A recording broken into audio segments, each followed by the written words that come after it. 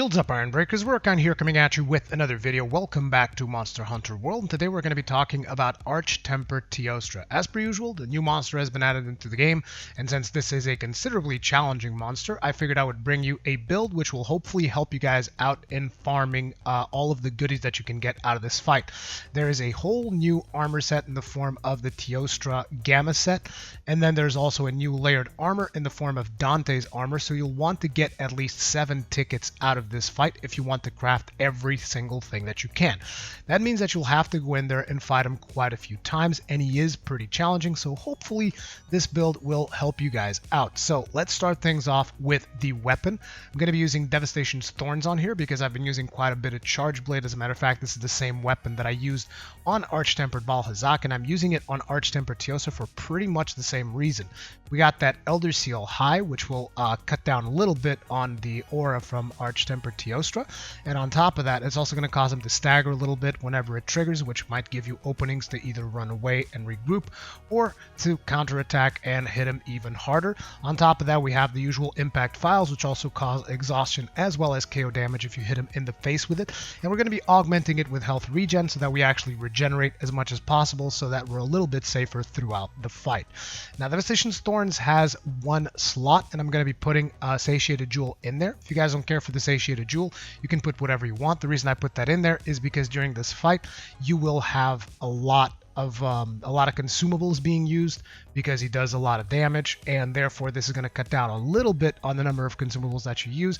So hopefully it will last you throughout the whole fight and you don't have to interrupt midway and go to camp to get more supplies. Then on the armor, we have Basal Helm Beta, and I'm going to be putting an Earplug Jewel 3 in there as well as a Vitality Jewel. Now, earplugs, because we're going to be trying to max out earplugs, something that I've noticed throughout this fight is that he tends to roar considerably more often than the tempered version of Teostra, and also Arch-Tempered Teostra is considerably faster than regular Teostra, and therefore he'll be able to combo those roars into devastating attacks that will just chunk away at your health. So earplugs is something I really like. If you guys don't care for earplugs, because I always have 1 or 2 people commenting saying, I don't need earplugs, I'm too good for earplugs, that's fine. Put whatever the hell else you want in there. You probably don't need my advice anyways. So Basal Helm Beta as well as Vitality Jewel, we're going to be maxing out health boost, because unlike Arch-Tempered Valhazak, I feel that Arch-Tempered Teostra hits really, really hard. I've been one-shot by him quite a few times, and also due to the fact that he is a lot faster than the regular versions, he's able to cast his Nova a lot faster, so I've been hit by the Nova a couple of times that I was completely unable to dodge. So keep that in mind, and therefore I find health boost to be really, really useful in this particular situation. Moving on, we have the Damascus Mail Beta, because you guys know I like focus, and then I stuff it chock full of Steadfast Jewels, because one of the most dangerous things about Teostra is how often he actually is able to stun you with all of the explosions that he does, to the point where it's like 2 explosions is enough to stun you, okay? So if I would have to say, like, if you're trying to think up a build or something, Steadfast Jewels would be one of the most important things for you to have to fight Teostra, in my opinion. Unless you're so pro that you're not going to get hit not even once, this is like one of my most valuable skills for you. Think about the Steadfast Jewel almost like you would think of the Miasma Jewel for Arch-Tempered Valhazak. At least that's my personal take on it. Then we got the Drachen Vambraces Alpha. Now, this is from the Behemoth event. Now, in the event that you guys are not able to complete the Behemoth event, you can replace these gloves with the Lunastra gloves. The most important thing is that you get gloves that have 2 Decoration 2 slots.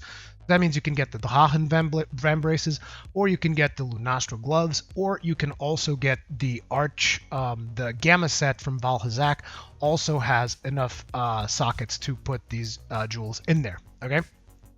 Or there's also the option to use, I think it's the Teostra Beta, which will come with 1 tenderizer, and then you can just put the Charger Jewel in there instead. So, you know, there's plenty of options to replace the Drachen so that you guys don't say, oh, it's so hard to beat Behemoth, okay? There's plenty of options how to get all of these skills without using these gloves. This is just, in my opinion, the best way to do it.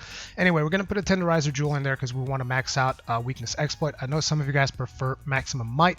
Me, personally, I like Weakness Exploit, so it's a personal thing. Some of you will even say, oh, but Maximum Might is so much better. It's like, look, I like hitting him in the head. Okay, I like smacking him in the head, and therefore I like Tenderizer Jewels. Anyway, then we got another charger jewel because we're going to be maxing out the focus. And then we got the basal coil beta because we want to max out the earplugs, like I said. And we're going to put a magazine jewel in there. I realize not everybody has a magazine jewel. If you don't have it, put something else on there that is useful for you. Same thing for the focus jewel. If you don't have that, just put something else that is useful for you.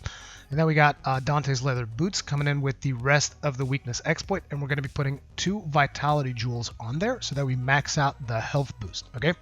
Then we wrap things up with an artillery charm so that we get maximum usage out of our maximum usage out of our impact files. Sorry, I kind of lost myself there. Anyway, looking at the final build, we have earplugs level 5, stun resistance level 3, health boost level 3, weakness exploit level 3, focus level 3, artillery level 3, critical eye level 2, and attack boost level 1. I know, only 1 level of attack boost, but it's like whatever you put on those gloves is not going to be super relevant because you just need those 2 decoration 2 tier slots in there to get the rest of the skills. So this was one of the better combinations in my opinion. Then we got capacity boost level 1 as well as free meal. We don't have any set bonuses or anything like that. Now, one of the cool things about doing this particular build is that this actually doubles as a greatsword build as well. And you guys are going to be like, what the hell are you talking about? Well, basically with a set extremely similar to this, pretty much the same armor pieces, you're going to be able to do something that works just as well for a greatsword. Let me show you guys. Okay, so basically if you take a look at this particular build, you'll notice that the only thing that changes is that you got Wyvern Ignition Impact in place of the weapon, and you put 2 expert jewels in there. Now, I'm not really going for the satiated with the greatsword, even though you can put satiated instead of expert, but I wanted to get a little bit more crit with the greatsword. And then instead of using an artillery charm, because naturally greatswords don't take any advantage of artillery, we're going to be using a handicraft charm level 3.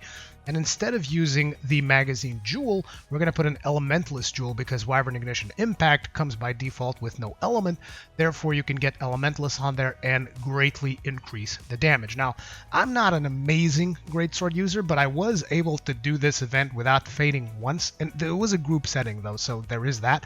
But I was able to land quite a few chunky hits on him. So I think that if you're a decent greatsword user, you'll be able to use this set. So it basically doubles down as a charge blade set as well as a greatsword set. If you do a couple of changes around, you can pretty much adapt this to just about any weapon.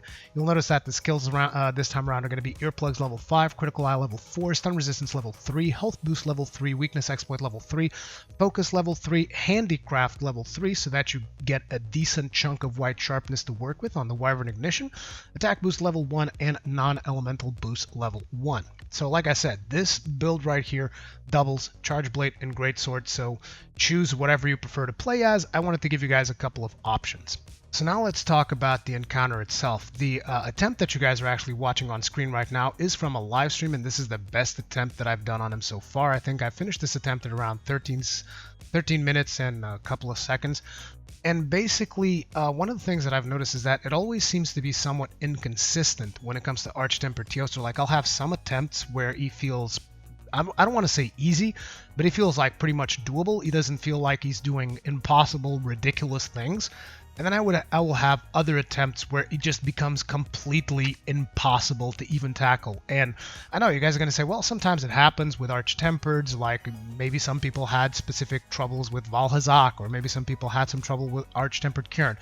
Thing is, I've pretty much farmed all of them, and I've never felt such a major discrepancy when it came to the way that certain attempts would go. And I'm talking like specifically from a solo standpoint, because whenever I'm trying to do builds for monsters that are designed to be soloable, I'm always trying to keep that solo mentality in mind.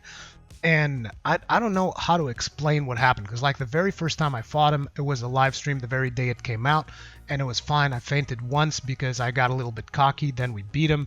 I beat him, I mean, and it was fine. I did a couple more attempts, it was fine. Then the day after, I went in there trying to do the build, and I just kept getting my ass kicked. Like, I'm talking to the point where sometimes he would stun me and then beat the crap, because I wasn't using stun jewels on some of the builds that I tried out. And then he would stun me, beat the crap out of me to the point where by the time I was able to actually, move out of the way or he would stop his onslaught, I was stunned again. So he would be able to stun me back to back. And I was like, what the hell is going on? It's insane. Because he is incredibly faster than regular Teostra. And again, I'm not complaining. I'm just getting you guys prepared for stuff that might happen to you, okay? Now, another important thing is, at least with the Charge Blade, I've never been able to successfully sheath and flash him out of the Nova. Because it seems that he casts the Nova considerably faster than his normal counterparts. So as such, I would advise you guys, unless your weapon is already sheathed, you just go straight for the Superman dive. And you should be able to make it through, so long as you're not in the middle of an attack animation. Because if you're in the middle of an attack animation and he starts casting the Nova, that's it. You're going to eat that Nova. It doesn't matter what you do. Okay, which is why you want to have that health boost, and you want to make sure that you cycle through your mantles. Now, the mantles that I use for this fight are Fireproof Mantle, and then I use Temporal Mantle. So basically, you start to fight, Fireproof Mantle, beat the crap out of him. Fireproof Mantle runs out, pop your Temporal Mantle, keep beating the crap out of him. Temporal Mantle runs out, probably sheath your weapon. See if you can get an opening to flash him out of his Nova. If that doesn't happen, then get the hell out of Dodge. Just if you can fight, if you see that you can fight, but don't take too many chances without a mantle, because again, the damage is through the roof, okay? Now, a very important thing is that there is also an Arch-Tempered Kushala da Aura in this event, and you want to make sure that at some point these two go for a turf war, because that is going to deal massive damage on the Teostra, and is going to save you a little bit of a hassle. Eventually, Teostra might also move into the area that has the 2 ceiling traps in the Elder's Recess. You want to make sure that you make use of those 2 ceiling traps, deal as much damage as you can with those, and every now and then he will also go into that area that's got like that little active volcano thing. Make sure to use that to your advantage as well. Try to get him to go on top of it and take some damage. Basically, make use of everything that you have. In my opinion, this is the hardest Arch-Tempered monster that I've fought. And again, it might change depending on the weapons that you use. It might change depending on your personal experiences, but I found him to be really inconsistent. Like, sometimes I'll kill him no problem. Other times it's just insane. So I don't know. You guys let me know in the comment section below. Hopefully these tips will help you guys out. Just pretty much stay topped up at all times, because out of nowhere he can just leap at you and kill you. Okay? But yeah, let me know in the comment section below what you guys thought about that. If you guys enjoyed this video, hit the like button, subscribe, hit the bell notification icon so that you're actually notified. Here's 2 suggestions of 2 videos that you guys might want to watch. Thank you very much for watching, and I'll see you in the next one.